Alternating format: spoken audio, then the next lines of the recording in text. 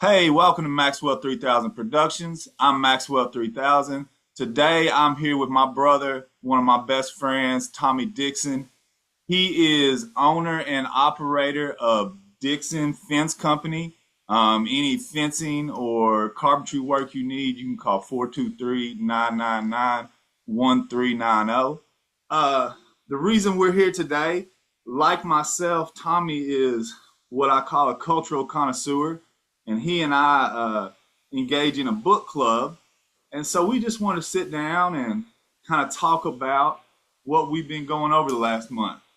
How are you this morning, bro? Oh, pretty good, bro. How you doing? Good, good. It's always good to see you, man. I appreciate you jumping on this thing with me. Thanks for having me. All right, well, we're just going to get right into it. Our book is Ham on Rye by Charles Bukowski.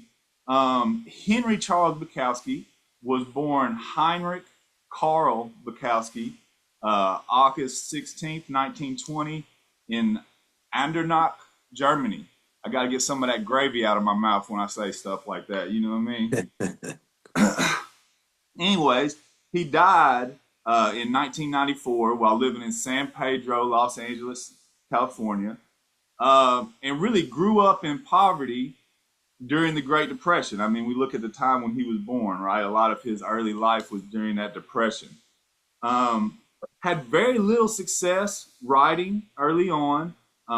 Had a big interest in writing and really wrote a whole lot, and a lot of work that we don't even have because he would submit them to literary magazines, and they wouldn't even so much as send him a copy back, and sometimes not even a rejection letter. Um, so in the 1940s, he kind of just stopped writing and was traveling around the country, drinking and fighting, and maybe writing a little bit, but not submitting anything. Um, Around the 1950s, he gets back to LA and he starts working at the post office, which becomes a great inspiration for him as we see down the line. Um, During that time, as he's working at the post office and worked there for over a decade, so that gets us into the 60s, um, his longtime girlfriend, or at least the most important girlfriend to him at the time, died. And through dealing with that, he goes back to writing poetry and starts to submit some of these works to different places, and it gets a lot more success. Um, but in 1969 is when he gets his big publishing deal. 1969, he signed a publishing deal with Black Sparrow Press, and that publishing company is kind of like an artsy, almost underground publishing company. So it really fits the guy that we see. Um, Later that same year, 1969, he publishes the novel Post Office and starts showing people this character Henry Chinaski. Um, Tommy, talk a little bit about Henry Chinaski for me. So when we get into the Henry Chinaski saga, it's basically an alter ego for Bukowski. The books are semi autobiographical, mirrors a lot of his life experiences from his early childhood all the way through his later life. Ham on Rye specifically dealing with the early stages of life through his experience at City College in the end. Explores a lot of themes that we'll see recurring in his work. Lives of the American poor, being a social outcast, alcoholism was a big theme that he deals with a lot. Also, the sexual deviance and perversion that's kind of surrounds him in his day to day life and is a heavy influence on him. Explores different masculine and feminine archetypes and the absurdity of work life in the American dream. At one time, Time magazine referred to Bukowski as the poet laureate of the American lowlife. I thought it was a pretty cool Yeah, tagline. and I feel that. I feel that when I read them for Hmm. sure. So, Ham on Rye published in 1982. It's the first in the Chinaski saga, but it was actually the third novel to be published. He started with writing one that was covered a later period of his life and then worked it like a prequel series, so to speak. Yeah, the Uh, first one was Post Office, right? Correct. Yeah. Yeah. So this one is you could call it the coming of age story from his young life growing up in the Great Depression in a poverty stricken LA neighborhood. Yeah, and with Chinaski, our character now, which I get confused with them German Polish names. I'm sorry, I don't mean to be that way, but it's hard. It's the gravy in the mouth again, right? Right. Um, but Chinaski, you mentioned him growing up in poverty stricken Great Depression, but they were already poor, right? Right. So they was poor folks before the depression hit. Mm-hmm. You know, Yep. Just made things worse and harder on everybody around. yeah, yeah. And so we talked about this, and we kind of chopped this book up into three basic sections, and cover those three sections. The first part covering his early life through grammar school.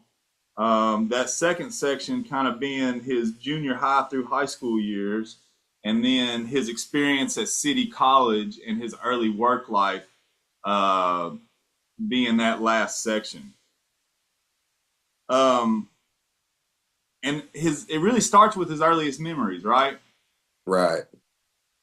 And even from his earliest memories, what he refers to in the book is basically being surrounded by larger angry people didn't seem to get along, and it what you come to find out is he's referring to his Yeah. parents and even grandmother that seemed to always be in conflict with each other or with someone else or with everyone else as far as his father was concerned. Yeah, and kind of even sees that in those uncles too, right? One being a alleged rapist, which just starts that sexual deviance thing, Right. and the other one in a what would we call it? A sanitarium? Yes, sanitarium where he was being treated for TB. Yeah, and kind of the result of a party lifestyle, I Yeah, guess, what you right? may call a wild lifestyle as a young man. But what we found interesting is what was he was one of the nicest guys in that whole Hmm. beginning, and that's who Henry admired. Exactly. And then also interestingly, even though the family's aware that the other uncle has been accused of committing this rape, there's an attitude of almost sympathy towards him from some of the other family members, which kind of reinforces the sexual deviance um Just being archetype. prevalent everywhere. It's Yeah, just a exactly. It was almost approved of to an extent, so that definitely had to play some sort of influence on his life, seeing that as a young man and hearing those things. right. And I guess for me with that, and it's like we see all these things today, with sexual deviance, teachers, and there was a teacher with a guy around Nashville recently. Um, Yeah. And it's just like everybody's so shocked about that. But who doesn't have a story from high school with some teachers and some students? Yes, we've probably all witnessed a little bit of what we might call a risque behavior in different situations at school. I know I saw a thing or two that I thought that's kind of strange Well, growing and up. just in life, but it's taboo, right? And I know girls Right. that say I've known girls that said, my uncle did this thing to me, but nothing ever happened. And it's like the family knew about it, and it's taboo. We just don't. That's I think that's the point, right? But what Yeah. Bukowski is doing. All right. Yeah. Cool. Right. And kind of into his school age, he experiences bullying just from every angle, from the neighborhood kids who are older than him to the school kids who are just he just doesn't fit in anywhere, right? Right. And part of that probably because he's a German immigrant and speaks with an accent. He grew up speaking German in the household, and then on top of that, his father just absolutely refused to let him play with kids in the neighborhood growing up. So they didn't get to know Henry Yeah, as a yeah, young child until they were introduced at school a few years later. yeah. And he didn't get that socialization, we call it now, Exactly. right? Yeah, Right. yeah. And so we could spend a lot of time talking on a lot of that stuff, but I think a major thing that Bukowski wants us to see and wants us to understand is kind of that abuse that he took in underneath his father, and not only that, but maybe the generational trauma that his father was passing down. And this mirrored Bukowski's own life, like we talked about. Right. His father was kind of a failed businessman. What his father was an American born, served in Germany in World War I, and the best I can figure, he stayed around to try to make some money during the rebuilding process. Right? We might call him a carpetbagger if it was post Civil War scenario. Right? Um, but because of the economic sanctions that was put on Germany, and they actually had to pay reparations, it was really a stagnant market, which was some of the reasons for World War II that we can't get into. But because he wasn't able to be successful as a construction with a construction firm in Germany, he comes back to the States, where he doesn't really do much better. And we Right. find him working as a milkman. And now we're talking about in this book now, the father is a milkman in the book, and he's just not really happy with his life at all, right? Right. And seems to take out his frustrations on his young son and also his wife. It was a pretty much constant victim of her husband's abuse throughout the story. Yeah, and all that kind of culminates the bullying, the abuse from the parents, and that kind of uh, negativity just from the world culminates in an event with a football game, right? Right. Remind me about that a little bit because I remember the ending, but I don't remember exactly the details. So he gets into the football game there with some of the boys from school. This is early on. I want to say first grade in the story. He uh, stands up to a bully who's been giving him a hard time and gets into his first real fist fight and is able to defend himself and actually what you would consider wins the fight. But because he's that outcast, not just amongst the kids, but even among the faculty, he gets blamed for the whole altercation, punished at school by the principal, and then In a probably abusive way. in an abusive way, exactly. Not what we would consider an appropriate punishment at all uh, when it comes to dealing with children of any age.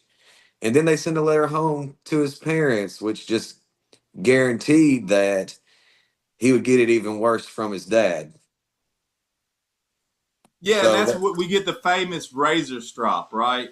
right, yes, Uh, his dad gets the letter from the school and says, "Okay, how could you do this? You embarrassed us so much. Uh, let's go in the bathroom," and gives Henry what is the first of many bad beatings with the leather strop that he used to sharpen his straight razor. yeah, and so this is like those straps they take down, right? And they get that straight razor, Exactly. right? Yeah, I Yeah. just want to make sure I had that visualization right. Yeah. So I kind of imagine it being like a leather belt, only thicker. Yeah, yeah, yeah, and wider too. Yeah, hundred Right. percent, So 100%. he's probably doing some damage to the young man pretty intensely. Yeah, and Bukowski himself said that actually occurred kind of in his life, and both the real life Bukowski and our main character Henry Chinaski experiences these types of beating 2 to 3 times a week, until what? Until he's about 12, right? somewhere around 12 or 14 when he probably in that young adolescence. He's got his testosterone pumping a little bit, and he's also just got to the point where he's had enough of it and realizes Yeah, that his dad is not some big tough guy to be respected really, and stands up to him and asks him, basically, is that all you got? Do you want to give me some more? Will it make you feel better? yeah.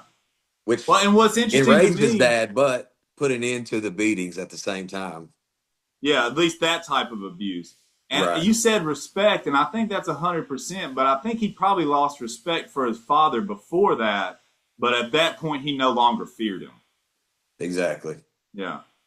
Um, yeah, and so also in that early life, Chinaski introduces the themes of archetypes, masculine and feminine archetypes. We see that with the father, the teachers, his mother, but also that sexuality and sexual deviance in Lila Jane. Very early on, close to that first beating that we referred to in the first grade, um, young Henry is playing outside, and his neighbor, a young female of the same in the same class, Hmm. comes and pulls up her panties, pulls up her dress, and shows him his panties. Right, and he's very intrigued by that. And later Becomes a on, we daily routine, pretty much. yeah, yes, and he doesn't really know what he wants to do, but he knows he wants to do something. Right, Exactly.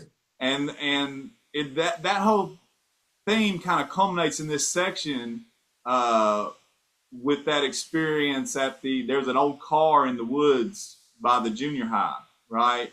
And Right. Lila Jane and another male student are trying to explore each other while Henry's being a lookout, Yeah, he's right? standing guard. Right. Yeah, Standing and guard and also trying to watch and see what exactly they're doing because yeah, he's he's trying to check that out yeah. too for sure. Um, but they end up getting caught, and it seemed like Henry probably got it worse than any of them, you know. Hmm. And when he comes home, that's when is that last razor strap beating when he's just like, Right.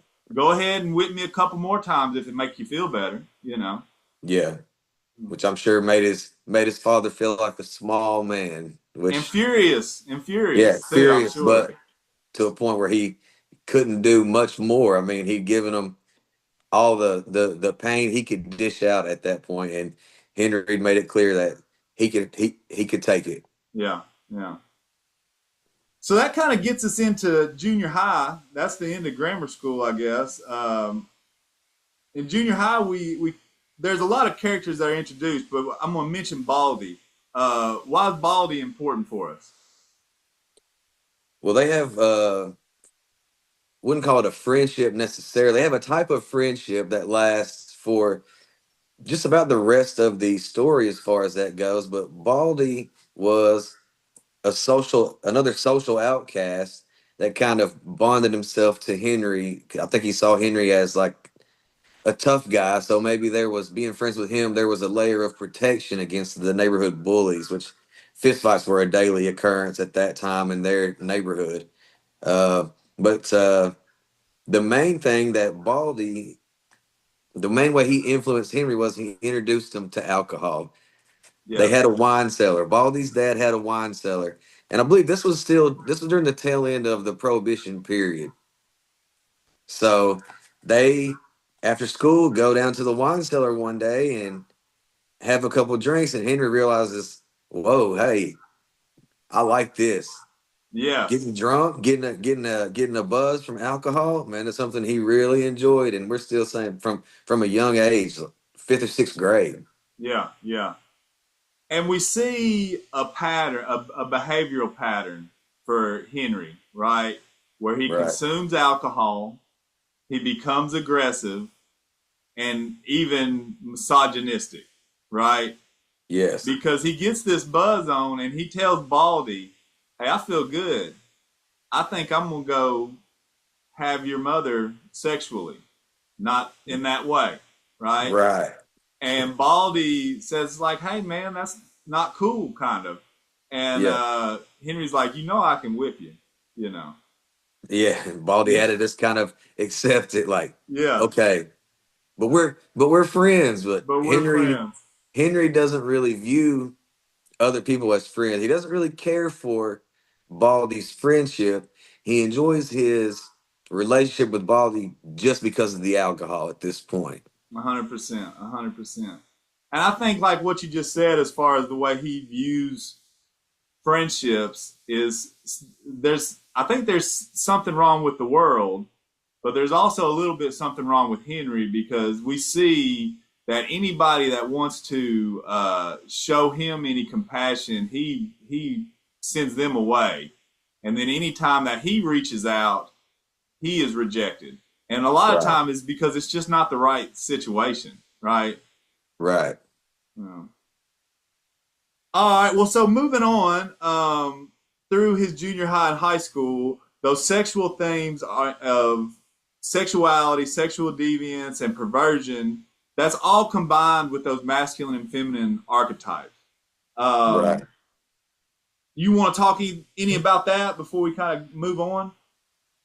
Well, just make reference during his middle school or junior high school years, just to reiterate what you're saying about the sexual deviance and the male female archetypes, when they didn't want to do classwork necessarily, they knew that there were young girls who were more developed than others that would run a distraction game on the teachers, basically. So Lila this is Jane again, right?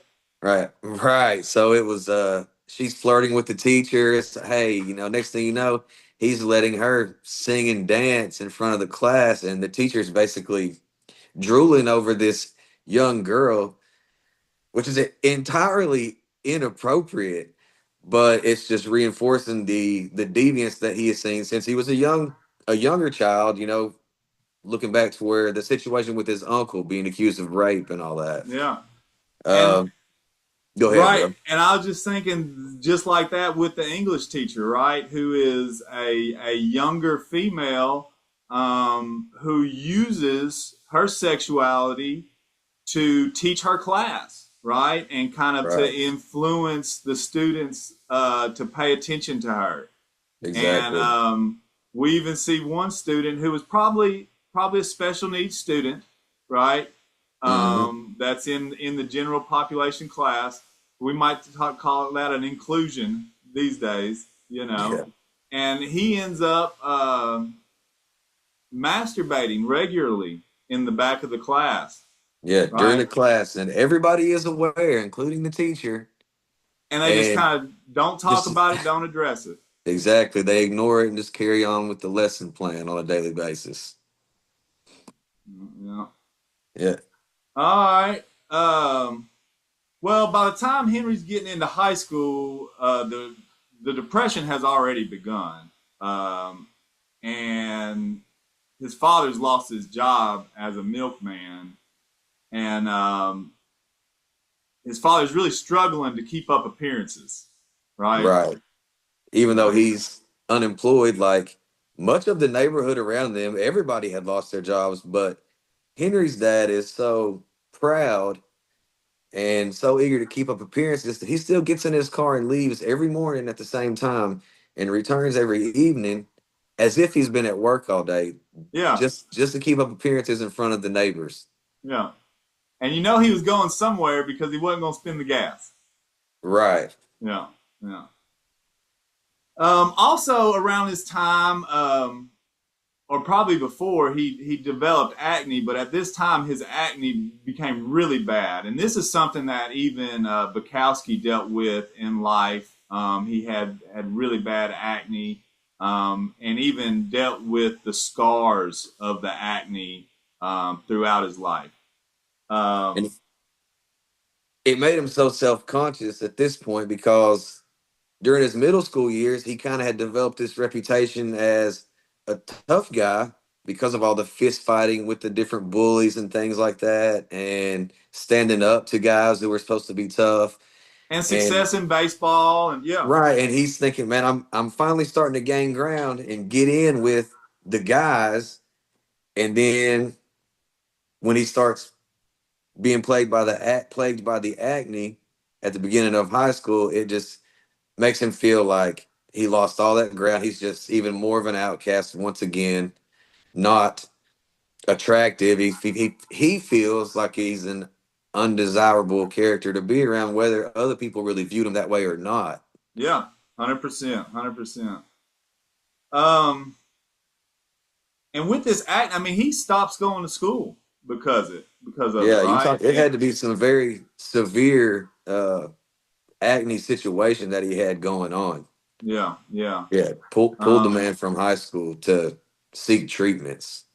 yeah, and see, and so some of that was because his folks were unemployed and on relief, as kind of what they would say at that time. You know what I mean?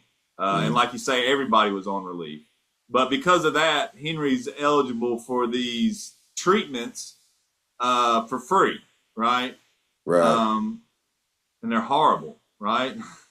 Yeah, sounds like it. Like taking a drill, like a hot needle type of drill, and just drilling into these boils that he has and draining them. And we're talking about dozens of boils on his body. Mm-hmm. Uh, Sounds like a pretty horrific thing to have to go through on a regular basis. So almost like one form of punishment or torture, like he used to suffer from his dad, is just replaced by this at this time in his life. Like now there's another thing he has to Yeah, and suffer they kind of from. said that with the ointments or salves that they would get, that some of them would burn, and his father preferred the ones That burn him. that burned. Yeah, Yeah. yeah. All right. Yeah, Um, he's definitely experienced not just from his dad, but from other people in the neighborhood at this point. It's just kind of a sadistic nature in the society that he's growing up in. yeah, yeah. People And are so, one thing that we got to address with these feminine archetypes is the nurse Ackerman, right? right. Who was this not necessarily physically attractive person, but Henry felt like she showed him genuine care. Yeah, Um, compassion. She actually cared for Henry during his right, treatments. and it's the only person that he says anything about love. Um, Right. and the only woman that he's ever thought about those types of feelings that weren't associated with sex. Exactly. So it's those how he deals with women is very interesting, right? And it's Yeah. almost we see the saint or the sinner, the Madonna or the whore in a lot of different literature and a lot of other works, right? We see that in a lot of other Right. works, but Bukowski he overlaps it, right? His Madonna Mhm. is a whore, Yeah. or they're all whores, and maybe there's a Madonna in a whore somewhere. That's It what do you seemed think to about me that? like the Henry had kind of a general reverence for women, and maybe through his experiences and also when he was on the alcohol, it kind of diminishes to a disrespectful feeling as far as his The views of misogyny, women. right? Yeah, misogyny. That's Yeah, exactly yeah, what I yeah, was yeah, looking yeah, for. yeah. And I think also he's dealing with some of that, right, just growing up, right, with the Yeah. hormones, and Mhm. yeah, those other social When he, social experiences yeah, for because of sure. those hormones and that alcohol, he gets to drinking and he's thinking, I'd like to have this woman. I'd like to have Yep, that woman, and I think she wants me and all this, but yep. that's not something he ever had any success with growing No, up. Not not yeah, yeah. even through high school and uh, College college even. life. Yeah, yeah. Some time during that, his father finds employment, and they're no longer eligible for this program, and Henry's got to go back to school. Um, and we really just see a lot more of the same, right? Like you Mhm. said, he is ashamed of how he looks, and because of that, he chooses ROTC over gym. It's not because he cares anything about ROTC, right? Right. Um, and he's just kind of getting through life, still feeling this social exclusion, and he gets where he just really doesn't care about anything. Right. And Other, the social exclusion made even worse so by the fact that his dad, still struggling to keep up appearances, chooses to send him to not his neighborhood high school, but the next closest school where all the more wealthy families send their kids. So yeah, he's sending his son from a poor neighborhood to the rich kid school, basically, where Henry can be even more of an outcast yeah, yeah, than he and has they're been all up to this riding in point. their nice cars and going to the cafe for lunch, and Have he's all living on the 50 pretty cents a week. girls. Yeah, yeah, Yeah, and yeah, and that's how we see him at the end of those high school years, right? Just further disassociated from society and wanting to escape into his alcoholism, right? yeah. And That's maybe right. do a little bit of writing. So after graduation, Henry gets this job at Mears and Starbuck. Did I say that right? Is that That's right. right? Which Um, may or may not have been a real company, but that's Talk the to us name of the about that a little company bit. in the story. Well, I was just gonna say, talk to us about that a little bit, about Oh, what he okay. sees. Yeah, He so on his first job, he realizes pretty quickly that there's a class system at the place he works. He works in the warehouse department, so he's basically an order picker. He gets items together and gets in the elevator and runs them upstairs to the different departments that the salespeople need to make their sales. And the salespeople are upper class, so to speak, within the company. They're not interested in speaking to these guys that work in the basement, yeah, yeah, the warehouse associates. It's just once again reinforcing like, man, there's no friendly relationships going on, even at work now. He's an outcast, and he noticed that the other people hired to be in the warehouse all seem to be kind of from that outcast sect of society. yeah. They were There's something looking for physically or candidates that, mentally wrong with them. like, as if the company was looking for candidates who didn't really have anything else going for them, so they'll stay here and work and Yeah, be and deal with the mistreatment because yeah, what else could they do with their life? yeah.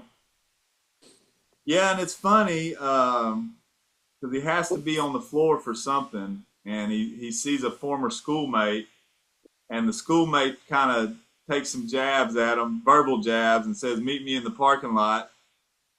And Henry goes, meets him in the parking lot, gets in this big fight, which he wins, but he takes a lot of lumps doing it. Right. And then comes back to work like everything's all right, and obviously gets fired right then. You Right. know, Management frowned on him beating up customers. yeah, yeah. Go figure, Right. right? So he But once missed again, this. he was standing up to that bully element that he was constantly surrounded by. It was Yeah, by this point in time, that was the thing Henry was just not going for. yeah, yeah, yeah. Yeah, so after that, we see him enroll in City College, not because he's interested in academia, but because he doesn't have anything else to do. Right? Right. It's just kind of floating through life, trying to figure things out. Yeah, yeah. Which is a lot of folks at. I mean, that was me at community college. You know, Yeah. I'm not even sure he's really trying to figure things out so much as he is trying to pass the time. past time, past time. Yeah, almost like his father going to work, but at least he is going somewhere for Yeah, he's sure. doing something that could be productive if he chooses to take advantage of it. Yeah. He majors in journalism because Baldy said it was easy. And really, all the way through college, he just kind of has that C's get degrees mentality and doesn't really give a whole lot of effort. Right. He's Um, constantly late for his morning class, usually because he's been up drinking late into the night and getting getting into fights and things like that around the neighborhood. yeah, yeah. Um, he meets this character Becker. Did Was there a first name for Becker? Did you catch that? I didn't go back and look. I want But to call Becker him is. Go ahead. Robert, but I'm not 100%. But Becker is Okay. the name he's referred to as the most. Yeah. And he's a fellow writer and a drinker, and really the only, well, maybe the only, or maybe the second friend in the whole book. Right, as far as Right. genuine friendship, yeah. Right. And he becomes an important character. Um, World War II has amped up in Europe during this time. America Mhm. hasn't quite joined yet. America joins at the end of this narrative, um, but there's a lot of anti-German sentiment in the nation, right? And Chinaski, he doesn't necessarily agree with fascism. He says that he doesn't. He doesn't care for Hitler at all. Right. Hitler was just another dictator in his mind. He wasn't Yeah, a fan of any of his ideals or propaganda that the Nazi regime was putting out. But being he was already an outcast, and now all his classmates and his teachers are so anti-German, it made him lean that direction just to be against them, just to continue to be at odds with yes, to stand up to that his bully peers. almost. It's his way of standing up to the bully. Exactly. Uh, and it's funny because he attracts the attention of this Nazi group, which Henry decides this is just a bunch of losers that's come together because they're losers, you know. Right. Um, and so we kind of we've skipped a lot, obviously, but another thing that we see throughout the book is him developing as a writer. We see that early on, and at this point in his life, he's got a typewriter and he's started writing short stories. Right? Right. Tell me what happens next. So he comes home one day to discover that his dad has found his short stories where he had them tucked away in a drawer and is just furious about Yeah, the type of content that his son has created. Throws all Henry's clothes, all his stories, his typewriter, everything that Henry owned basically is all out on the front yard. He wants them out of the house and just done with his son. yeah. And after that, we just see Henry go from one kind of rundown spot to another. Right? He goes immediately to this bad neighborhood and he finds like a roach motel that's above a bar. And he's like, well, the bar's right there. This is a good spot. For Right? him at the time, it was the most convenient thing he could possibly find. He can go downstairs and get drunk and just walk up to his room. Yeah.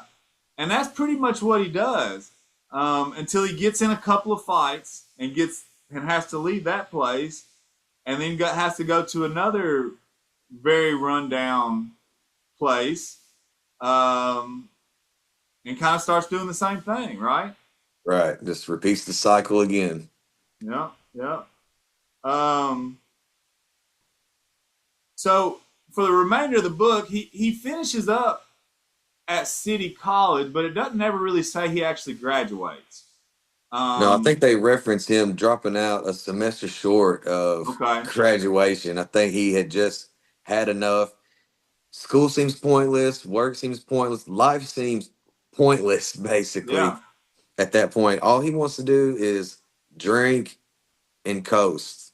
Yep. He's even taking some trips down to Skid Row just to for the experience, the practice for what his future may hold. He just expects to be homeless, Eventually. Yeah. barely getting by.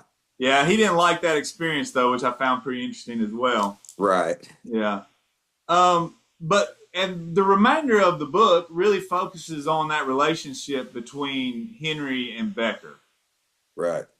Uh, Becker was somebody that not just a friend, but he really respected him and appreciated his writing skill. He looked at Becker as a superior author to himself, and absolutely admired his work. Yeah, yeah. And Beckard signed up for the Marines and has kind of come to Henry to say goodbye, right? Right. You know. Yeah, he And so knows that they they're go getting ready bar to go to hopping. war. Say what? He knows that they're getting ready to go to war. Yeah, yeah, 100%. I mean, he's headed to the bus station, and they have that. They go bar hopping and kind of have that last drink together, um, and then Henry takes him to the bus station. He gets on the Right. bus, and life just kind of goes on, right? Yeah, I think they were enjoying a beer when the broadcast came over all the radio networks. The Japanese had just bombed Pearl Harbor, Hmm. and all the troops needed to report ASAP Yeah, and yeah, be ready for deployment. yeah. Seems like there was a moment when his friend Becker's heart just kind of Drop. You sunk a know it little, did. you know? Yeah, because Becker doesn't really want to go to war. He just wants to experience life so he has something to write about. Right. Like a lot of authors that we see, you know. Yeah. The life, Um, the life experience becomes some of their greatest content, or yeah, yeah, motivation to create content. yeah, and so that's kind of Ham on Rye. It's got those early influences of poverty and social isolation. Introduces his long relationship with alcohol. Has those views on women, sexuality, and social hierarchy. And something that we didn't really get to talk about as much, but is equally as important as all those things, is his development as a writer. And we just Right. don't have the time today to really get into that. Um, and then also what you started mentioning, his commentary on the absurdity of this idea of the American dream, right? Right. Um, so, my question: how did you find Bukowski?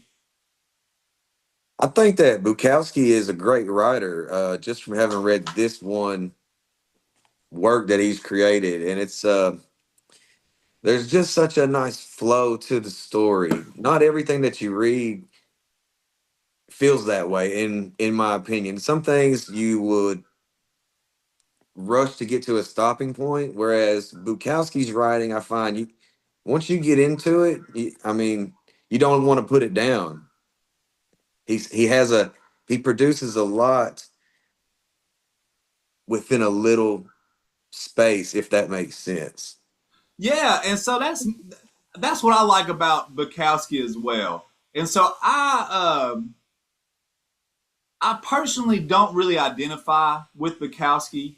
I mean, you know that I've had my own struggles with alcoholism and addiction, and even some of those mental health issues I can identify with, and I can certainly identify the social observations that he makes. Right. Um, but I do not identify with the lifestyle that he chose, and I certainly, though he wasn't really left wing or right wing, I probably don't hold the same values and the same political ideas as he had. But his writing is masterful, Yes. with contemporary prose, modern prose, right? When we talk Right. about prose, we're talking about writing in that natural language, right? And Mhm. man, does he do a good job at that, Yeah, right? that's part of what makes the flow so smooth as you're reading it. It's just he did a great job. Yeah, and it's not a very long book. Somebody can digest this if they wanted to in 2 or 3 sittings, maybe. If Yeah. you were really motivated, you could probably read it in one. Hmm. But he does fit a whole lot of content into those short pages. Yeah. So I'm absolutely looking forward to and even excited to see what happens with Henry next Yeah, after after the end of this, where he's left City College and his only friend to speak of at that point has deployed to World War II, and he's left just kind of floating by just to see yeah. what's life going to throw at him next. Yeah, yeah. So would you say you'd suggest you would recommend the book to someone else? I would recommend the book, absolutely. It's hard for me not to recommend a lot of things I read because I'm such a fan of literature in general. But because of what we touched on as far as his delivery, I think that most people would find it to be a good read. Cool, cool. Yeah. All right. What do you think, bro? Oh, I agree with you. I would certainly suggest it. I would suggest it for the readability and also just to expand someone's thought on their stuff. But it is not something I wouldn't suggest it to young children. No, absolutely Um, not. I probably would not let. I have started letting my 13-year-old read Chinaski, but only because he is a rather mature 13-year-old. I think. Agreed. So I probably wouldn't. I probably wouldn't suggest it to maybe 16 and older. What would you? What do you think about that? Yeah, I think that's probably a good age group. High school literature and up. And Typically, I and don't think there's many middle schoolers. There's an exception here and there, of course, but there's not too many middle schoolers that are ready for the subject matter and the depth. yeah, it's not because they can't read it. It's Right. it's the content. Yeah, Exactly. The hundred content and percent. also the deeper understanding of what's going on. You know, you need a certain level of maturity and maybe life experience even to really appreciate the things that he's discussing. Yeah, cool, cool. Well, hey man, I want to thank you again for doing this with me. Um, And once again, this is Maxwell 3000 Productions. I'm here with Tommy Dixon, Dixon Fence Company, 423-999-1390. If you liked what you saw here today, like, subscribe. If you have any questions or if you want to correct us or critique us, we would really greatly appreciate that. Other than Absolutely. that, big love. Y'all be safe out there. Peace.